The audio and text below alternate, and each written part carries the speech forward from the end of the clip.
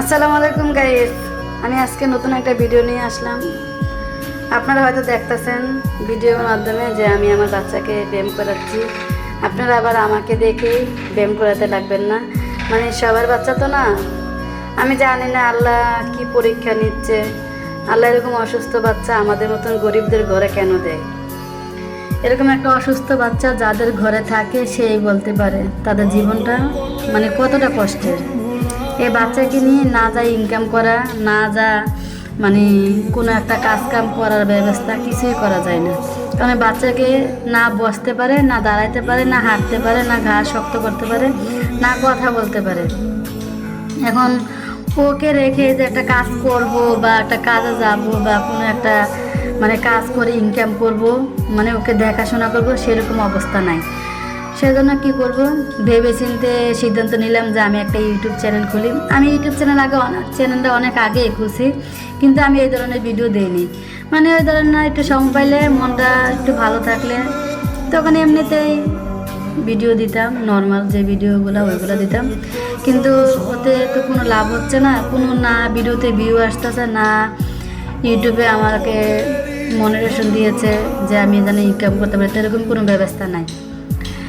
তাই একটা সিদ্ধান্ত নিলাম যে আমি প্রতিদিন যে কাজগুলো করি এগুলোই তুলে ধরবো।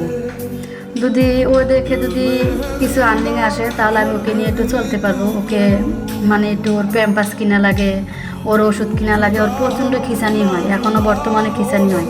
ডাক্তারে বলছে খিঁচানি বন্ধ না হলে ওরা মানে কিছু করতে পারবে না, ওর দিন দিন ব্রেন ডেভেলপ হয়ে যাবে, সুস্থতার দিকে যাবে না, দিন দিন অসুস্থতার দিকে যাবে।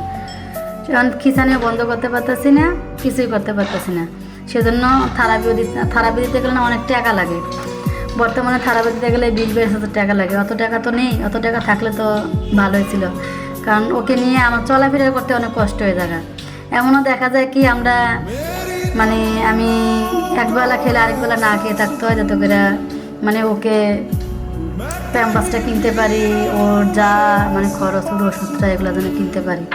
সেজন্য আমি আমাদের পাশে আমাদের একটা থেরাপিস্ট আছে, ওনার কাছ থেকে থেরাপিগুলো দেখে আমি বাসায় দিচ্ছি। চিন্তা করলাম বাসায় দেব, আর এগুলোই আমি ইউটিউবে ছাড়বো। যাদের ভালো লাগে, এমন অনেক বাচ্চা আসে অসুস্থ, যে মারা কিছুই করতে পারতেছে না ঘরে থেকে, তাই তারা এরকম ঘরে থেকে ওর ব্যায়ামগুলো করাইলে তাহলে ওর রক্তটা মানে ফুসকায় যাবে না, রক্তটা চলাচল করবে। মানে হাত পায়ে এখন না হোক, ব্যায়াম করতে করতে হয়তো আল্লাহ দয়া করলে ঠিক হইতেও পারে, যেন হাঁটা চলাটা করতে পারে। এতটুকু দোয়া আপনাদের কাছে করি। আপনারা প্লিজ ভিডিওটা ধাক্কা দিবেন না, না দিয়ে একটু দেখে একটা মতামত জানিয়ে যাবেন যে আপনাদের কি মতামতটা, হয়তো আপনাদের একটু সাপোর্টে ওকে নিয়ে আমি একটু ভালোভাবে চলতে পারবো, বুঝুন তো।